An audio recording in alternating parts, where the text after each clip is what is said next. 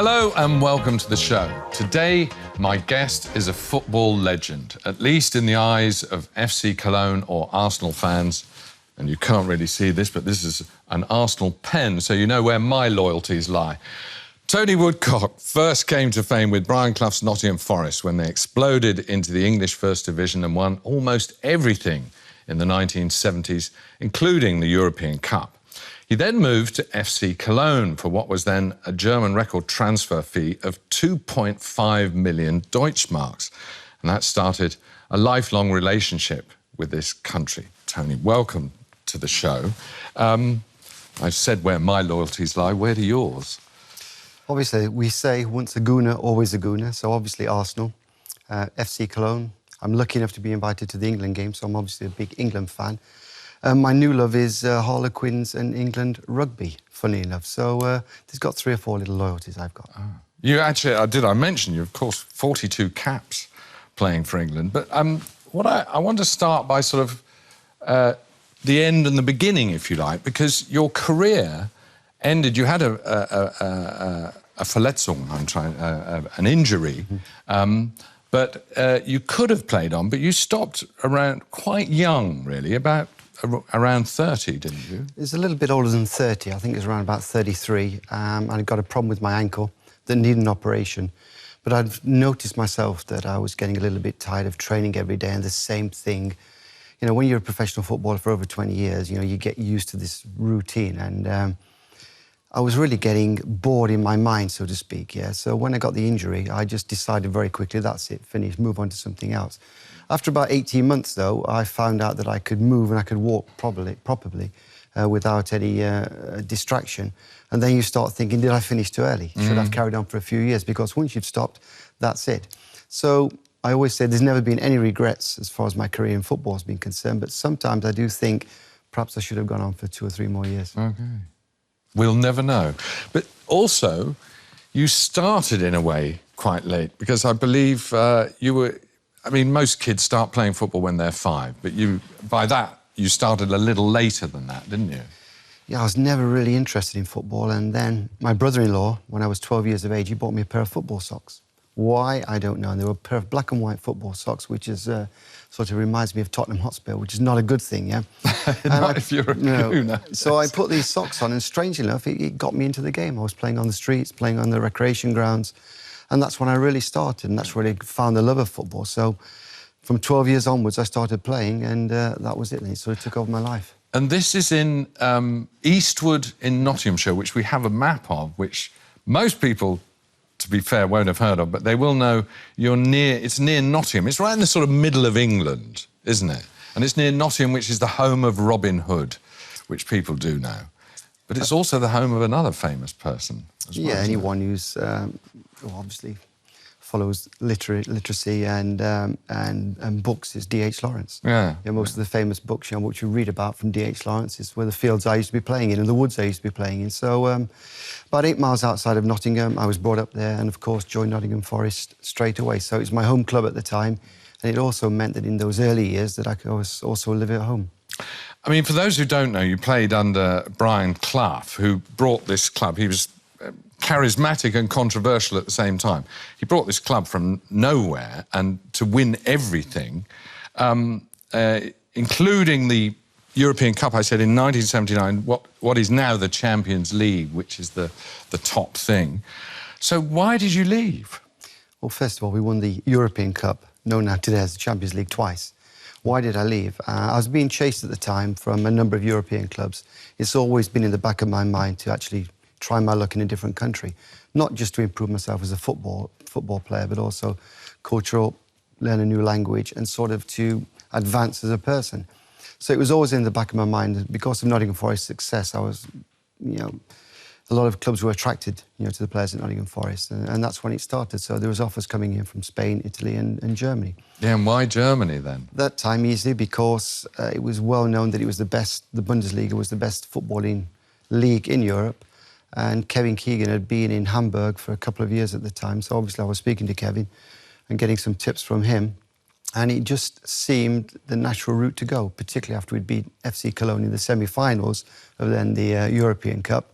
which caused a lot of fuss, actually. But so I knew a little bit about the club, I knew a little bit about the city, and it just seemed to be a nice, natural fit. And when you arrived, what were the first noticeable differences in the style of playing and training, indeed? Well, first of all, we were under the wings of Brian Clough, who we've just mentioned. He was very protective and very difficult to actually feel free. He would, you know, with younger players especially, would check out who you're doing interviews with, used to watch out what was in the newspapers, used to keep the training ground just down to the players, and it was really not a training ground, it was just a field. So moving from a very successful football team to a really big club like FC Cologne, where my first training session, there was 10,000 people there. Yeah. Fantastic training facilities in those days, which there still are today. And all this hype, and I think that when you're a young player coming through the ranks of the football club, you're tend to forgotten a little bit. So me moving for quite a lot of money in those days and moving to FC Cologne really caused a sensation and put me on another level. And you became, I mean, we've got here, actually, from 1980, Kicker, which is the sort of football magazine here in Germany, and there you are on the front. I mean, you became, as you say, from Nottingham Forest, you became a sort of superstar here. How did that affect you? Well, everything changed. How can you say it? You know, in those days, there were only 2 foreign players allowed into any German team. So it was very, very well known that the foreign players had to be, or tried to be, the best players in the group, so to speak. So there was a lot of pressure. Having said that, you're earning a lot of money, you're doing something you love, so all you've got to do is go out and give 100% and try your best. But there was a lot of stuff with the fans. I was very, very fortunate to get on well with all the fans, and it was strange, like in Kicker, you've just mentioned there, they put my home address in there, and I got up one morning, there was 2,000 letters being posted through the door, and there were 500 people standing outside, where I'm really used to this sort of thing. I couldn't go into Cologne, I was being followed by hundreds of people, so that was completely different from being reasonably free in England to coming to Germany and being, you know, different from the rest of them. Then there was a massive, you know, sort of a lot of eyes on me, and I couldn't go anywhere. You say, I mean, I must, while we're talking, I must just show this old Kicker. There's so many different things. First of all, here you have Woodcock on the right, and then on the left an advert for whiskey, if I whoop that way. And 2 pages later, even worse, there's more about you, and there's a picture of your then wife, and on the other side, an advert for cigarettes. But those were the days. What did your wife make of it then, coming over as well? Well, it was an adventure. It was an adventure for Carol and myself. She knew I'd got it in the back of my mind. I'd obviously said, you know, would she be interested if I fancied playing football abroad? She said, of course. So she was open. She was straight into it, no problem, which takes a lot of pressure off anyone, off the partner. Because if you're professional football, you're training twice a day. You've got all these people following you around. You're in training camps before the home games, before the away games. There's a lot of travelling. So that's always a bit of a concern for anyone. I would imagine that your wife or partner's back at home when you're doing the travelling and on the training pitch. But she coped very well, and obviously she was a big influence in those early days. One thing you're well known for at that time, you really made a point of learning German too. What did you do? I mean, did you go to classes, or did you just sort of try and get into the society and make people say, look, please speak German to me, or whatever? Well, FC Cologne, they had a German teacher for me. But once, you know, the training methods were different, because in England I was used to playing 2, sometimes 3 games a week. Moving to Germany, where you're training every day, twice a day sometimes, it takes your body quite a while, you know, to get used to that sort of rhythm. So after training, I was absolutely shattered. It's sometimes between the training sessions, I'd have to go home and go to sleep for an hour or so. So that was the difference. So after the different sessions and then going to German lessons, it was very, very hard indeed, right? And the gentleman who's teaching me German, or trying to, he was a really, really big FC Cologne fan. So, I mean, had football all day and then going to a German lesson, he wanted to know the inside secrets of FC Cologne and what had been happening on the football pitch and who's going to be playing at the weekend. It got quite heavy. The second one was going in supermarkets where a lot of people knew I was. I was in the newspapers and stuff like that. So I'd go to the supermarket and I would try and speak German, but I would have everyone speaking English to me. Yeah. So there's a bit of a fight going on where I'm speaking German or trying to, and them speaking English to me. Or if you've had a couple of Kölsch one night and been in a taxi and a little bit of Dutch courage, you try your German out and think you're never going to see this taxi driver again. Then 2 days later he turns up and he blasts out, German to you and you can't understand a thing. Yeah? So it's a bit of a fight at the start, but for anyone going to a different language, going to a different country, you have to move into it. Yeah, well, you certainly did. You talked there quite a lot about the fans. We've heard a lot about the Cologne fans.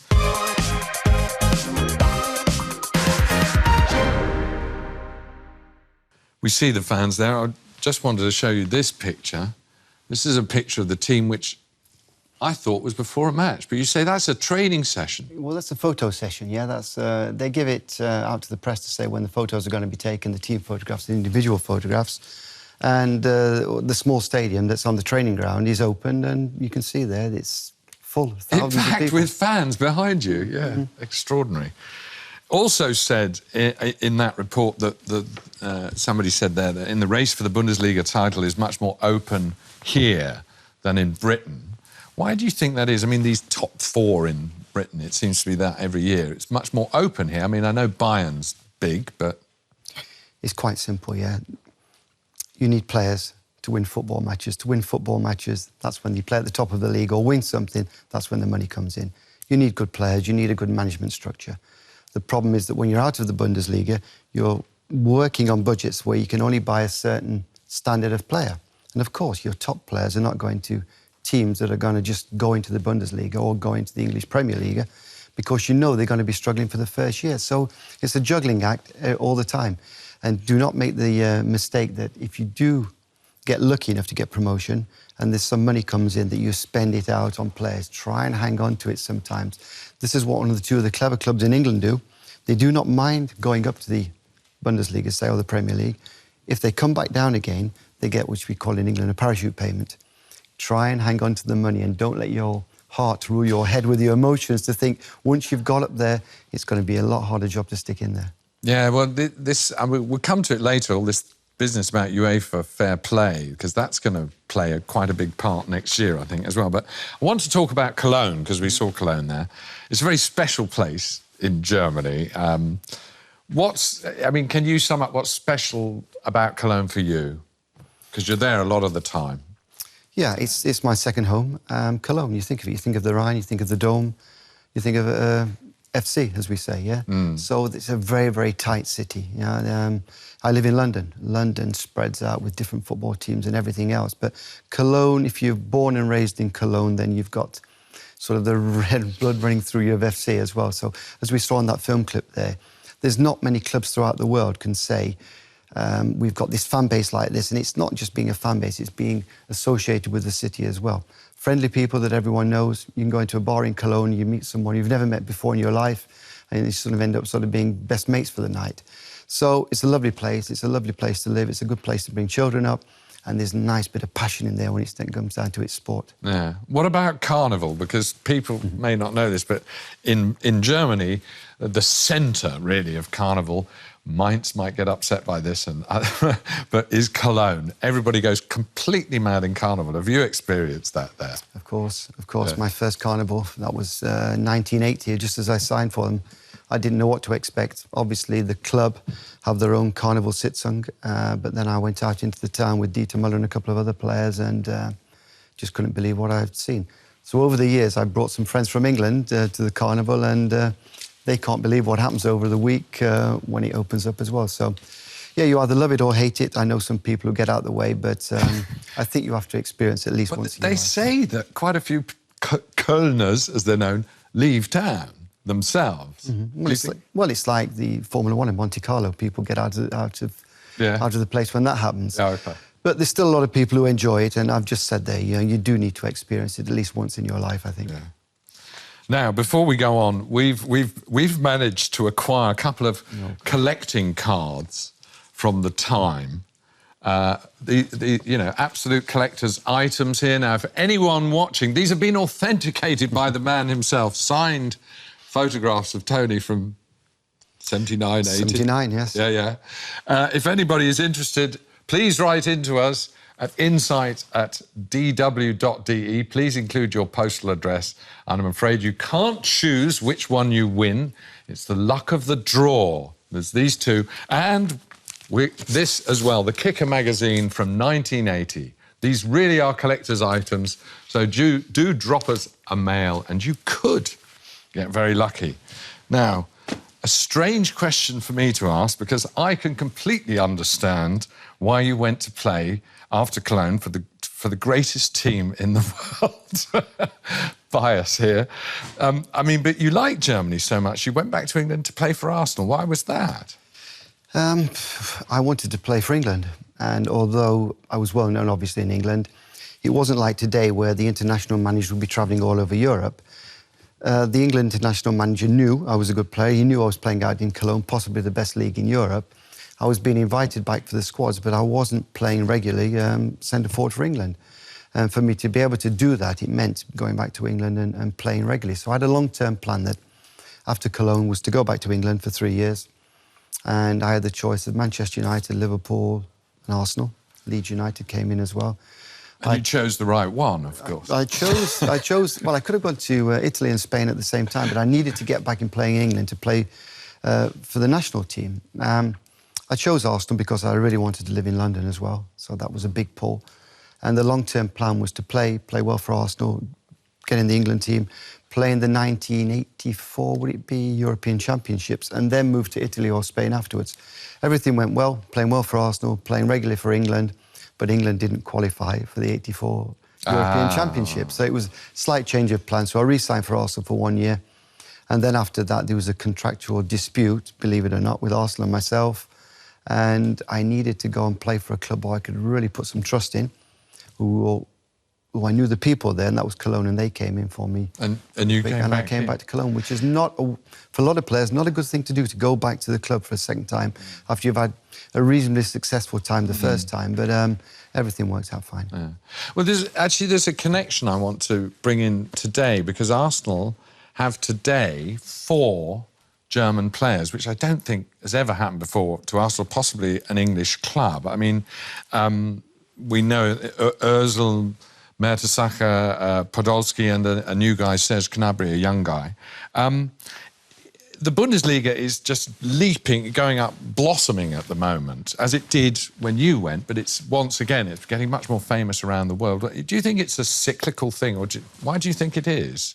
Well, I think this started in 2000, when everyone by the DFB then started thinking we have to look at different ways to improve the league, improve the young players, and that went through to 2006, where Germany suddenly developed quite a lot of young players who they threw into the World Cup finals, who instead of having the great German names of the past, there were a lot of young players, and they were very, very passionate and did a lot heavy work rate and charging around, and really impressed everyone, but also impressed the fans in Germany, I thought. At this time, the new stadiums were built, so they were really good stadiums with really good footballing atmosphere, that they were all full after that. And they've been slowly but surely developing players from there. So I think the whole of Europe's looked at the Germans, and they've looked at them over a number of years, and they now can see that they've put their house in order. They haven't lived beyond their means, as a lot of clubs do. The system, how it's run in Germany, which is basically looked after by the fans, seems to be very, very enticing to a lot of other countries. And it's also developing players that not only the league's booming, but the national team as well. Yeah, you mentioned this about the clubs here.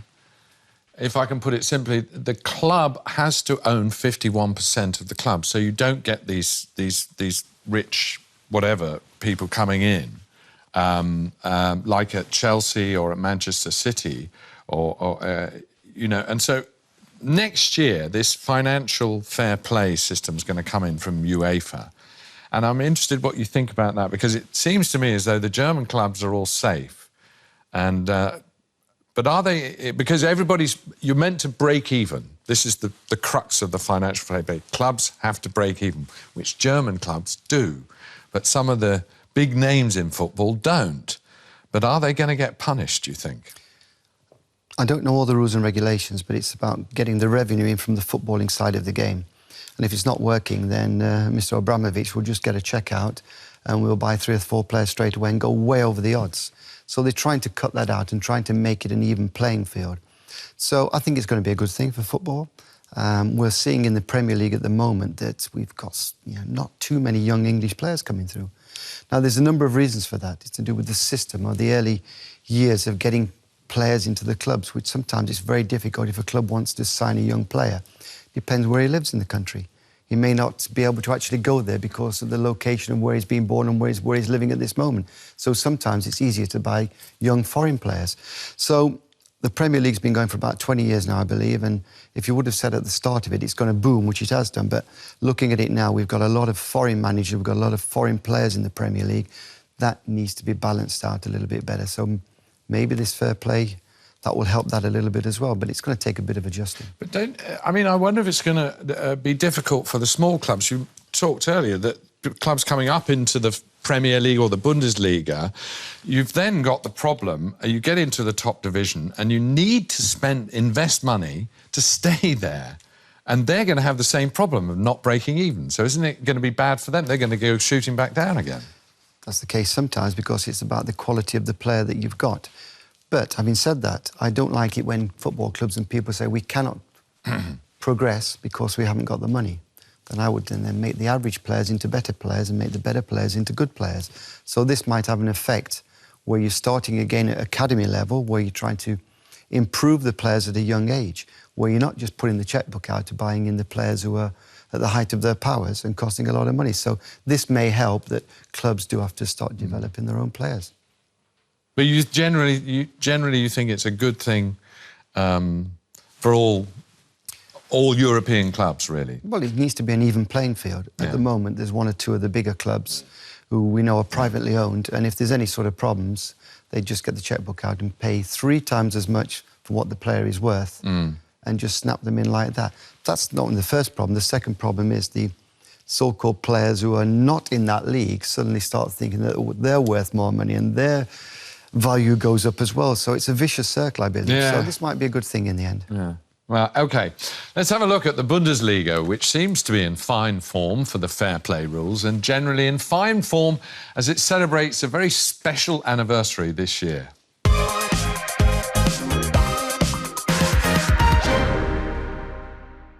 As we heard, the Bundesliga is celebrating 50 years and DWTV, in cooperation with the Bundesliga, has made 5 fantastic programmes, one on each decade, and you can see them if you visit the homepage of our weekly Bundesliga show, Kickoff, or you can win this DVD in a competition on the Kickoff programme as well. But this one, I shall present to my guest, Tony Woodcock. Thank you very much. Enjoy, indeed. Just to continue this thing about the fair play, I mean, just a final thing I wanted to ask you, that will they punish the big cities, Manchester City? Do you think they will, or do you think they've just got better accountants? I don't know. It's difficult to say. As I say, I think it's the revenue that's coming from the football. This is the problem we had, and where they're saying that Mr. Abramovich or one of the other owners, that they're putting their own private money into it, that's going to have to be balanced out.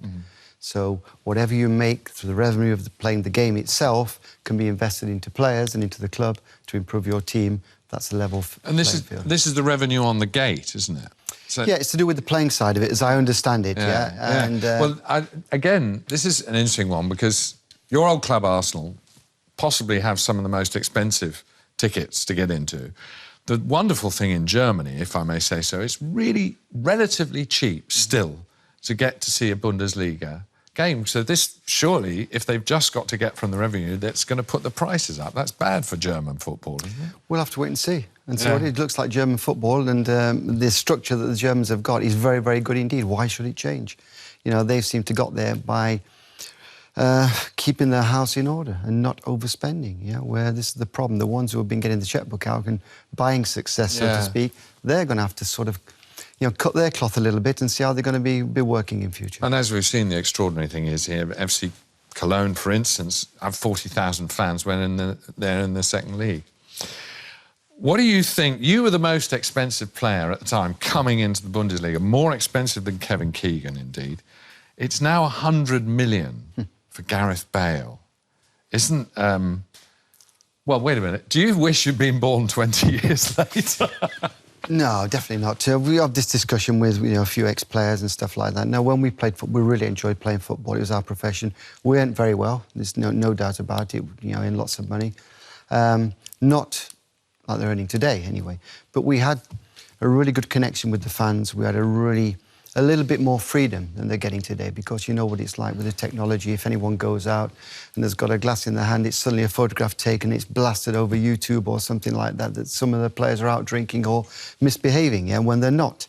So it's a little bit more confined now, I think, if you're a professional player. But definitely wouldn't change. I think we had a lot of fun in our days. Professional football was, running alongside with the fans and having a real good close connection with them, but not just the fans, but with the journalists as well, which I don't think the modern day players have got that. So no, we had a great time. Wouldn't want to change it. Wouldn't want to miss it. So, but no. do you think he's worth it? Well, no players. We're looking at the austerity times at the moment, where some people are really struggling, to actually hold a job down or keep their home or something like that, and then someone goes out and pays 100 million euros for a football player. Of course, and when you think of sense. it, it's in Spain as well, which has terrible unemployment among young people. Of course, but this it's not the players' fault or anything like that, and now they can. It's what it's like in football at the moment, unfortunately. So, of course, it's the going rate. The player's never going to say no. I'm not going, or do not pay me all this money, or I'm not worth this. This is the market at the moment, But it does surprise a lot of people that when a lot of families are struggling, that a football player can go for 100 million euros. Let's talk about something completely different. What you're doing today, you're very involved with something called the Suchu Foundation. Am I pronouncing that right? Just about. It's called Suchu Biz. And Suchu Biz. Yeah. And Suchu, tell us about it. Suchu, well, first of all, Suchu Biz. Suchu Biz is for students 13 to 19-year-olds, which teaches entrepreneurship, business finance, teamship, leadership, stress management and personal development, where the students create a very small business, but something that they're good at or something they're very passionate about. And they learn how to construct the business through the game of football. Now, this has been going for 7 years. It's been very successful. And just recently, we've now moved to the unemployed. Because, as we all know, the unemployment, not just in England, but throughout the whole world, is a big problem. So we've just had 2 pilot courses connected with the Royal Bank of Scotland, obviously Arsenal Football Club, East London University, the Coaches and Mentors Association, and Job Centre Plus, where we get the unemployed people from. In fact, they're 18 to 24-year-olds. So they create their own business, something they're really passionate about. And how did you originally get involved? Well, Susan, my partner, she's not my partner with Suchu Biz, we're co-founders, so she's also my life partner, and she's been working with very, very big companies over the years and families at presidential level. And I was complaining about football. It was on the front pages, the back page. She said, stop complaining, let's do something about it. And we wanted to give something back as well. So we created this 4-day program. This was 7 years ago, and this is where it started now. I'm sort of in and out of it. She's on it every day, and most of the courses are in England. We've been out to the UAE, in Abu Dhabi and in Al Ain. We've had one course in Germany, it was about 18 months ago, where we joined forces with FC Cologne, obviously. And it's spreading around the world, hopefully. It's spreading. We're hoping with the new unemployed system that if Royal Bank of Scotland really like it, as it sounds like they do, they will spread that out across the UK, and we'll take it from there. So. And just before, we're going to see a film in a second, but what's the name? Suchu. Yeah, we had to get a name in the early days, and we're coming up with all different things. But Suchu is the first form of football that was played in China. Oh, so, wow. It's a little bit of a mouthful for some people, but if you think of tsunami, you can just about get it out. A lot of people love the name, a lot of people don't like the name, but it's a bit of a talking point. So Suchu is the first form of football that was 2,500 years ago in China. Oh, right. Well, you learn something every day on DWTV. OK, let's see Tony in action using playing football for the better good.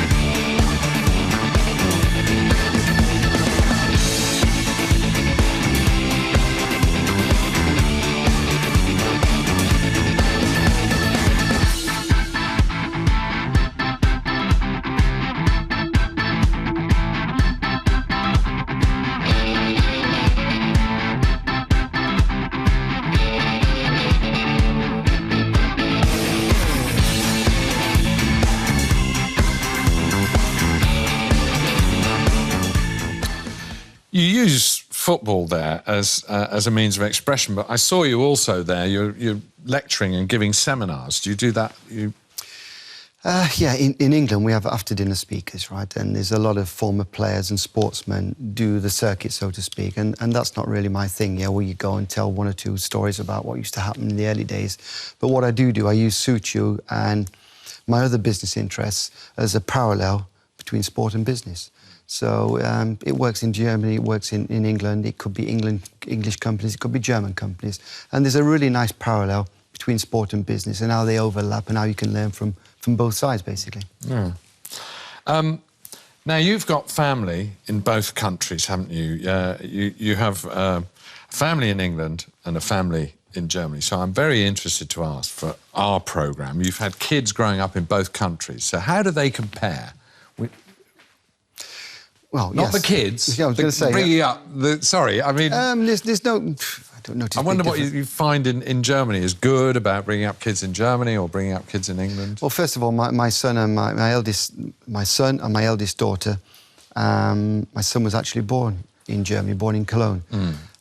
We went back to England then, and my daughter was born in England, my eldest daughter. We then came back to Cologne, and. They experienced the German school, the German system here, and then how it is in life sometimes. It didn't quite work out with Carol and myself. She went back to England and took Jack and Eliza with her, and I stayed in Germany and continued with whatever I was doing at the time.